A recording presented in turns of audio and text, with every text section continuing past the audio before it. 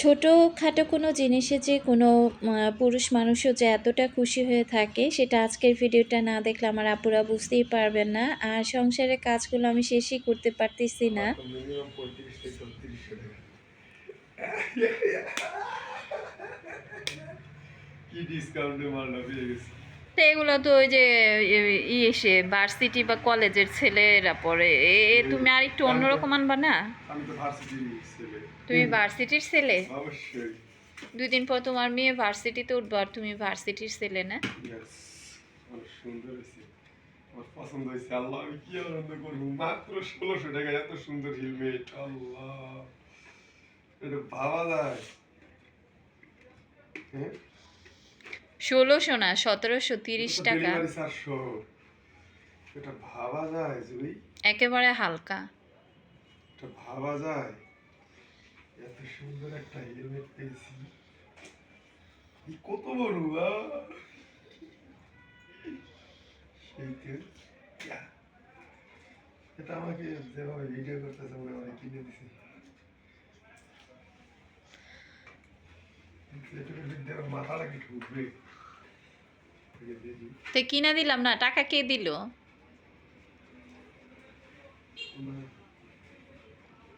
যে কোনো জিনিস বিসমিল্লাহ বইলা পড়া লাগে, বুঝছো না?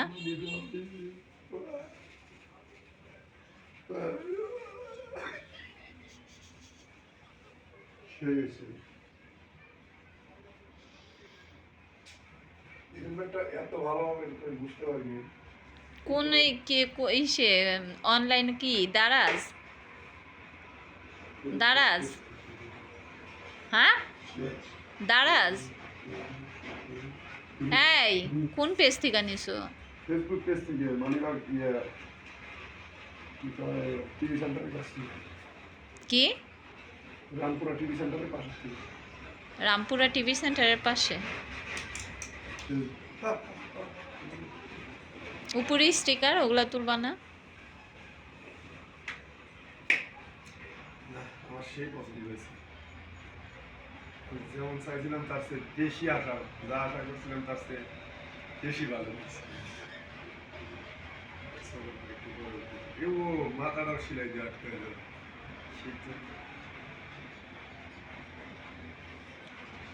উনি বলে ভার্সিটিতে পড়ে।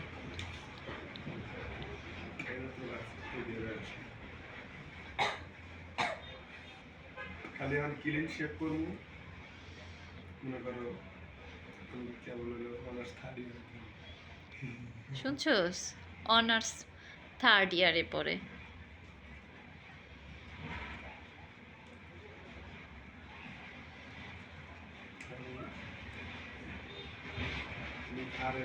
অনার্স থার্ড ইয়ার।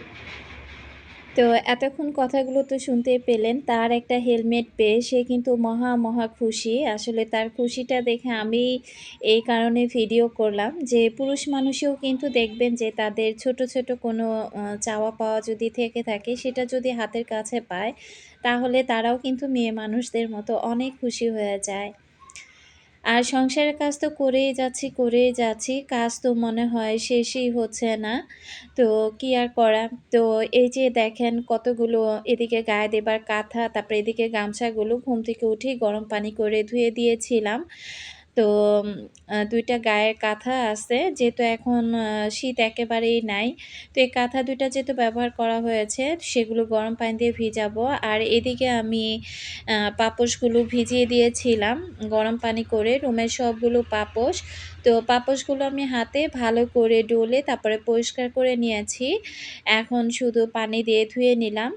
আর এখানে আমি ডাইনিং টেবিলের কভার, তারপরে ওইদিক থেকে গায়ে দেবার যে কাঁথা, এগুলো টুকটাক যে জিনিসগুলো আছে এগুলো আরকি ধুয়ে নিব। তো আমি কিন্তু ইলেকট্রিক চুলাতেই গরম পানিটা খুব সুন্দরভাবে করে নিয়েছি। আর এদিক থেকে আমি এখন গায়ে দেবা যে কাঁথা, তারপরে আমার ডাইনিং টেবিলের যে কভার এগুলো আরকি ধুয়ে ফেলবো। তো গরম পানির মধ্যে আমি কিন্তু ঠান্ডা পানি মিক্স করে নিয়েছি। নাহলে দেখা যাবে অতিরিক্ত গরম পানির মধ্যে সবকিছু যদি ভিজিয়ে দেই তাহলে কিন্তু কাপড়-চোপড় খুব দ্রুত নষ্ট হয়ে যায়। তো উম কভারগুলো চেয়ারের যে কভারগুলো ছিল সেটা কিন্তু এর মাঝে আরও ২ বার আমি পরিষ্কার করেছি। তবে ডাইনিং টেবিলের উপরে এই যে বড় যে কভারটা দেয়া ছিল এটা আর পরিষ্কার করা হয় নাই। তো ভাবলাম যেহেতু রমজানের পুরা ১ টা মাস আ তো এই ১ টা মাসে আমার চিন্তাই যে আমি ধোয়াধুয়ির কোনো কাজই আমি করব না। রেগুলার যে পরার কাপড়-চোপড় সেগুলো তো দেখা যায় ওয়াশিং মেশিন আছে যে ময়লা হলে ২ দিনের কাপড় জমিয়ে একদিন ওয়াশিং মেশিনে দিয়ে দিলেই সুন্দর পরিষ্কার হয়ে যাবে। তবে এই ভারী, ভারী গুলো করতে গিয়ে রমজানের মধ্যে কিন্তু অনেকটা সময়ের একটা ব্যাপার। সেই সাথে দেখা যায় সময়ও পাবো না। আর রমজান মাসে যে কাজের ঝামেলাটা কিন্তু একটু বেশিই থাকে। তো অনেক কাপড়ে বলে থাকে যে হয়তোবা রমজানে সবকিছু রেডি করে প্রস্তুত করে রেখে দিলে, ফ্রিজে ফ্রোজেন করে রেখে দিলে সেক্ষেত্রে কাজের চাপটা একটু কম হয়। আমি দেখেছি যে ফ্রোজেন করা জিনিসও যদি রমজানে রাখা হয় তারপরেও কিন্তু কাজের চাপটা আমাদের মেয়েদের একটু কমই আরকি বেশিই থাকে। আমি বলব না যে রমজান মাসে কাজের চাপ কম থাকে। এদিকে দেখেন অফ ক্যামেরাতে আমি কতগুলো গায়ে দেবার কাপড়-চোপড়ও কিন্তু ধুয়েছি। জায়নামাজটা ময়লা হয়েছিল সেটাও ধুয়ে দিয়েছি। আর ছাদে উঠে দেখতে পাচ্ছি যে ছাদে একেবারেই জায়গা নাই আরকি পুরো রশি ব্লক হয়ে গিয়েছে। সবাই কাপড়-চোপড় ধোয়াধুয়ি করেছে। যেহেতু রমজানের আগ মুহূর্তের ভিডিওগুলো এখানে আমার কিচেনের যে কাপড়গুলো আমি ব্যবহার করি পর্দা হিসেবে সেগুলো ধুয়েছি। আর যতটুকু জায়গা পেয়েছি যেখানে যা জায়গা পেয়েছি সেখানেই পাপোশগুলো দিয়ে দিচ্ছি। তো কিছুদিন আগে যেহেতু অনুষ্ঠান গেল, বাসার নিচে থেকে ছাদের উপর অনুষ্ঠান হয়েছে। রশিগুলো যেহেতু ছিঁড়ে ফেলেছিল, তো যেভাবে পেরেছে সেভাবে তারা রশিগুলো একটার সাথে আরেকটা জোড়া দিয়ে টানিয়ে নিয়েছে। এ কারণে কিন্তু রশিগুলো এই অবস্থা। তো কি আর করা ২ দিন পর, পরই অনুষ্ঠান হয় আর ২ দিন পর, পরই তারা রশিগুলো ছিঁড়ে ফেলে। এগুলোকে আবারও জোড়া তালি দিয়ে যখন লাগানো হয় তখন কিন্তু দেখতে অনেকটা খারাপ লাগে। এই কারণে কিন্তু আমি ছাদে এখন আর কোনো রশিই টানাই না। ২ দিন পর, পর এই ঝামেলা কে করে? বারবার তারা রশি খুলবে আর বারবার এসে রশি নতুন করে টানাবো। এই কারণে একটু কষ্ট হলেও আমি বারান্দার মধ্যে কিন্তু কাপড়-চোপড়গুলো শুকিয়ে ফেলি। আমার আপু ভাইয়াদেরকে রিকোয়েস্ট করব যারা ভিডিওটি ক্লিক করেছেন এখনও পর্যন্ত একটি লাইক দেননি, প্লিজ একটি লাইক দিয়ে ভিডিওটি কন্টিনিউ করবেন। আর যারা নতুন আজই আমার চ্যানেলে ১ম ভিজিট করেছেন, যদি ভিডিওর কোথাও কোনো অংশ আপনার কাছে এতটুকু ভালো লেগে যায়, চাইলে চ্যানেলটি সাবস্ক্রাইব করে আমার পাশে থেকে যেতে পারেন। এদিক থেকে আমার ডাইনিং টেবিলে যে আ ট্রেটা ছিল আর গ্লাস স্ট্যান্ডটা ছিল, এগুলো কিন্তু অনেকদিন ধোয়া হয় না। তো ভালোই ময়লা হয়েছে। ভাবলাম যে এগুলোকে একটু ক্লিন করে দেই। তো আমার ডাইনিং টেবিলটা আমি নতুন কোনো কিছু দিয়ে সাজানোর ইচ্ছা আছে। যেহেতু রমজান মাস, তো রমজান উপলক্ষে আসলে অনেকেই অনেকভাবে দেখলাম যে খুব সুন্দর করে ডাইনিং টেবিলে ডেকোরেশন করেছেন। অনেকে আবার বেডরুম ডেকোরেশন করেছেন। তো আমি কিন্তু ওইভাবে কোনো কিছুই ডেকোরেশন করি নাই। আ বাসায় যেহেতু মেহমান ছিল, তারপর বাইরে গিয়ে ডেকোরেশনের জিনিসগুলো কেনাকাটা করতেও একটা সময়ের ব্যাপার। তো একা যেহেতু সবকিছু সামলাই না, সবকিছু সামলাতে, সামলাতে মাঝে, মাঝে নিজেও কিন্তু হাঁপিয়ে উঠি। তখন আর ইচ্ছে হয় না যে দৌড়াদৌড়ি করে গিয়ে এটা সেটা কিনে রমজানের জন্য একটু কিছু কিনে তারপরে ওটা দিয়ে সাজাই। তবে অনলাইনেও যে একটু ঘাটাঘাটি করব সেই সময়টাও কিন্তু পাই নাই। তো ওইদিকে আমি সবকিছু ধোয়াধুয়ি করে তারপরে এই যে চলে আসছি। এই তো টুকটাক কিছু বাজার করছিলাম। তো এর মধ্যে কিন্তু নুডলস, মুড়ি এগুলো আনা হয় নাই। আর রমজান মাস আসলে আমাদের তো বাংলাদেশ বলে একটা কথা যে বাংলাদেশে কোনো কিছুর দাম বাড়বে না এটা তো ভাবাই যায় না। রমজান মানেই আরকি ব্যবসায়ীদের একদম লাখপতি বা কোটিপতি হয়ে যাওয়া। তো আমি এখান থেকে একদম অল্প স্বল্প বাজার নিয়ে আসছি। রুমে যেহেতু বেসন ছিল আমার আগের, তো আমি বেসন নিয়ে আসছি 1/2 কেজি। আর শুকনা মরিচ ছিল না, শুকনা মরিচ নিয়ে আসছি। আটা নিয়ে আসছি, নুডলস নিয়ে আসছি। তো এবার রমজানে আমার ইচ্ছেই ছিল যে আমি প্রতিদিন ভাজাপোড়া খাবো না। আর প্রতিদিন ভাজাপোড়া করতে গেলেও অনেক একটা সময়ের ব্যাপার-স্যাপার থাকে। তো রেগুলার যদি ভাজাপোড়া খাই একই জিনিস বারবার খেতেও কিন্তু ভালো লাগবে না। আর আমার মনে হয় সে আগের দিনের মতো কোনো কিছুতে আমি সত্যি কথা বলতে যে স্বাদটা খুঁজে পাই না। তো ছোটবেলায় দেখতাম মা যখন ইফতারি বানাতো, আ রমজানের ৩০ টা দিনই কিন্তু মা ইফতারি বানাতো। সেই ইফতারি খেয়ে কি যে মজা পেতাম! আর সেই ইফতারির মধ্যে কিন্তু একটা স্বাদও ছিল ভিন্ন রকম। এখন যত দিন যাচ্ছে, যতই আমরা মজা করে যত রকমের ময়-মসলা দিয়ে রান্না করি না কেন, সেই স্বাদটা কেন যেন আর আমি খুঁজে পাই না। তো এই কারণে চিন্তা করছি যে ভাজাপুরি এতটা খাবো না। আর এখানে আমি এই ফার্স্ট টাইম রেডিমেড আরকি বুরিন্দাটা কিনে আনলাম। এটা শুধু চিনিটা খুব ভালো করে জাল করে তারপরে চিনির শিরায় ভিজিয়ে দিলেই কিন্তু হয়ে যাবে। আসলে কেনা জিনিস কিনতেও না ভয় লাগে। তারা যে কেমন করে কিভাবে কারখানাতে তৈরি করে কে জানে? তো কি আর করা, হাতে একেবারেই সময় ছিল না। যদি সময় থাকতো আমি কিছু বুন্দি আরকি বানিয়ে রাখতাম। আর যে জিনিসে যেটা পারদর্শী আরকি, যেহেতু এটা আমি বুন্দিয়াটা বানাতে গেলে আমার একটু আরকি সময় লাগতো, যেহেতু ওটা আমি কখনো ওইভাবে বানাই নাই। তো এই কারণে চিন্তা করলাম যেহেতু জবা খুব পছন্দ করে, তো ও তো বুন্দিয়ার জন্য বায়না করবে, তার চাইতে এটা কিনে নিয়ে যাই। একবার খেয়ে দেখি যে কেমন। আর এদিক থেকে আমি ছোট নুডলস নিয়ে আসছি। রমজানে তো ভাজাপোড়া খেতে, খেতে মাঝে, মাঝে এটা সেটাও একটু খেতে ইচ্ছে করে। যদি আবার খেতে ইচ্ছে করে আবার দৌড়ে দোকানে যেতে হবে।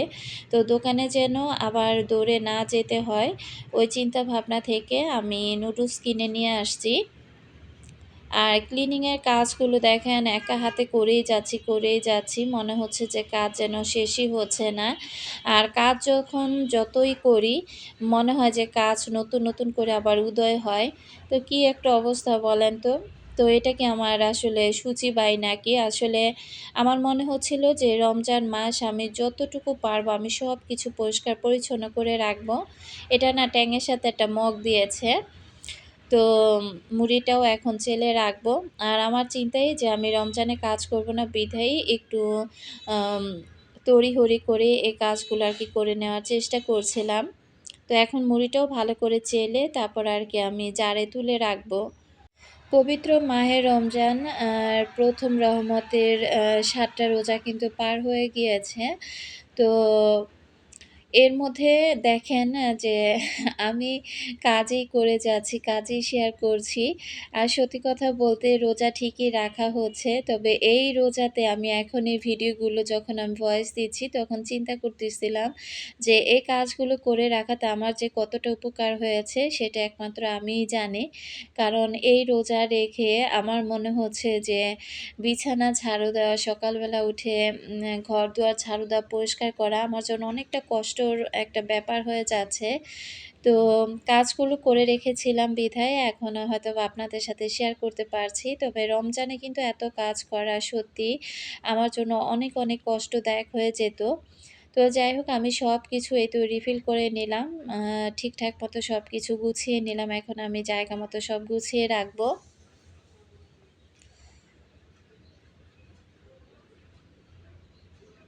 এদিক থেকে শুকনা মরিচগুলো একটু রোদে দিয়ে রাখবো। যদিও মরিচটা একেবারে মচমচে ছিল। তো এখন তো রমজান মাস, তো আমি ট্যাং নিয়ে আসছি এই রমজানের জন্য। তো রমজান আসলেই দেখা যায় আমাদের যেহেতু এটা বাংলাদেশ, এখানে কিন্তু শসা, লেবু তারপরে যা আছে মোট কথা রোজার যে পণ্যগুলো আছে সবকিছুর দাম কিন্তু দ্বিগুণ হয়ে যায়। আর আমি অবাক হয়ে যাই যে সারা মাসে যেখানে আমরা লেবু কিনি ৳২০ হালি, সেখানে এই রমজানে এসে ৳১২০ হালি লেবু দাম শুনে আমি কিন্তু পুরাই অবাক। এই কারণে কিন্তু আমি ট্যাংটা কিনে নিয়ে আসছি। তো আসলে আমার কোনো কিছু দিয়েই শরবত খেতে সমস্যা হয় না। আমি লেবুর শরবতও যেমন খেতে পারি, সেই সাথে ট্যাং বলেন বা যেকোনো ফলের জুস বলেন, সবকিছু ইসবগুলের ভুসি বলেন, আ আখের গুড় দিয়ে সবকিছুই কিন্তু আমি খেতে পারি। আল্লাহর রহমতে আমার কোনো সমস্যা হয় না। আর আমার মনে হয় লেবু আর চিনির শরবতের চাইতে গুড়ের শরবতটা খাওয়া সবচাইতে শরীরের জন্য বেশি ভালো। সারাদিন রোজা রাখার পর এটা কিন্তু শরীরে খুবই উপকার করে। তো ওইদিক থেকে আমি কিন্তু আজকে চেয়ার টেবিলের যে ডিজাইনগুলো এগুলো তো আর রেগুলার পরিষ্কার করা হয় না। তো আমি মাসে একবারই পরিষ্কার করে থাকি। সেই সাথে আজকে আমি এগুলো আর কি পরিষ্কার করে নিয়েছি। তো আমি যতগুলো ডিজাইন ছিল চেয়ারের আর টেবিলের সব কিছু ডিজাইন একসাথে পরিষ্কার করেছি। তো ভেবেছিলাম যে আজকেই ভিডিওটা পুরো কাজকর্ম দিয়ে কিভাবে টেবিলটা নতুন জিনিস দিয়ে সাজিয়েছি আপনাদের সাথে শেয়ার করব। পরবর্তীতে দেখলাম যে ভিডিওটা এত বড় হয়ে গিয়েছে। আর গতকালকেও আমি খুব বড় একটা ভিডিও শেয়ার করেছি। অনেক আপুরাই হয়তোবা দেখতে খুব বেশি স্বাচ্ছন্দ্য বোধ করেছেন। আবার অনেক আপুরাই দের কাছে একটু কষ্ট হয়ে গিয়েছে দেখাটা। এ কারণে চিন্তা করলাম যে না হয় এত বড় ভিডিও প্রতিদিন দেয়া যাবে না। তারপরেও কিন্তু আজকের ভিডিওটি ১৮ মিনিট ৪৭ সেকেন্ডের একটা ভিডিও হয়ে গিয়েছে। তো এখানে আমি কাঁথা ছিল, এগুলো আমি সব ছাদে দিয়ে আসছি। আর ছাদে আর জায়গা ছিল না বলে একটা কাঁথা আমি বারান্দাতে দিয়ে দিয়েছি। এখন ঘরদুয়ার খুব সুন্দর করে ঝাড়ু দিয়ে নিব। এরপর আমার আরও কিছু কাজ আছে সেগুলো শেয়ার করব। তো সেটা কিন্তু আগামীকালকের ভিডিওতে। তো আমি আর দেখা যায় ডাইনিংয়ে আর লাইটটা জ্বালাই নাই। তো লাইট না জ্বালানোর কারণে কিন্তু অনেকটা অন্ধকার লাগছে। এরপর দেখেন আমরা যে ওই যে সূর্যমুখীর বাগান দেখতে গিয়েছিলাম, তো যে কাপড়-চোপড়গুলো পরে গিয়েছিলাম সেগুলো কিন্তু ধোয়াই ছিল। তো রাস্তায় এত ধুলাবালি আমি কিন্তু প্রথমত ভাঁজ করে জবাকে বলেছিলাম যে, "এগুলো তুলে রাখো।" তো জবা আবার বলল যে, "মা একটু ধুয়ে দাও।" যেহেতু অনেক ধুলাবালি ছিল। পরে আমি একটু সাবানের গুঁড়া দিয়ে ধুয়ে আমি হাতেই কিন্তু কাপড়গুলো কেচে নিয়েছি। তো এই তো এগুলো এখন আমি সবগুলো কাপড়-চোপড় খুব সুন্দর করে হাতেই ধুয়ে দিলাম। আর এই কাপড়গুলো আর কি আমি আর ইচ্ছে করে ওয়াশিং মেশিনে দেই নাই। সকাল থেকে ওয়াশিং মেশিনের উপরে একটানা আমি প্রায় ধাপে, ধাপে ৩ বার কাপড় ধুয়েছি। তো চিন্তা করলাম এগুলো যেহেতু হাতে ধুয়ে নিতে পারবো, হালকা ময়লা। তো এগুলো হাতেই ধুয়ে ফেলি। আসলে কাপড় কাচতে আমার সমস্যা হয় না। কিন্তু এভাবে উপুড় হয়ে যখন কাপড়টা আমি আর কি ধোয়ার চেষ্টা করি তখন কিন্তু আমার প্রচণ্ড পরিমাণে মাজা ব্যথা হয়। আর এত প্রচুর পরিমাণে মাজা ব্যথা হয় তখন কিন্তু দেখা যায় যে মনে হয় টান, টান হয়ে শুয়ে থাকতে পারলে আমার কাছে একটু ভালো লাগে।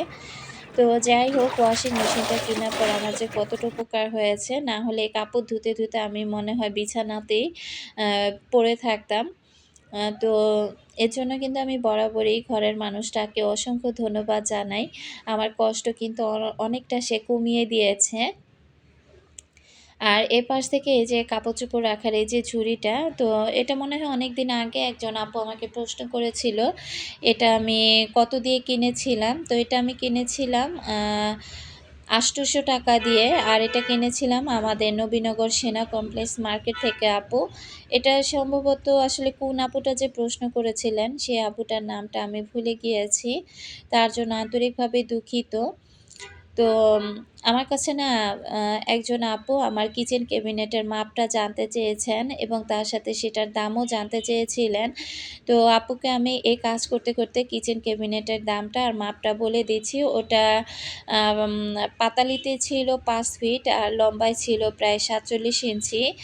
আর ওটার দাম নিয়েছিল আপু আমার কাছ থেকে ৳১১,০০০। তো আমি ওটা ডিটেইলসে দেখালাম না। কারণ কিচেন ক্যাবিনেটের দাম এবং মাপ নিয়ে আমার অলরেডি ভিডিও হয়তোবা ২-৩ টা দেয়া আছে। তো আমি এত ব্যস্ততার মাঝে না সেই ভিডিওগুলো আর এখন খুঁজতে পারি নাই। খুঁজে যদি পেতাম তাহলে সেই ভিডিওর লিঙ্কটা আপুকে এই ভিডিও ডেসক্রিপশন বক্সে হয়তোবা দিয়ে দিতে পারতাম। তো আপু আমি দামটা বলে দিলাম। আর যদি ভিডিওটা দেখে থাকেন ছোট করে একটি কমেন্ট করবেন। অনেক কাজ করেছি। এখন একটু চা খেয়ে নিচ্ছি। আর আজকের মতো বিদায় নিলাম। আল্লাহ হাফেজ।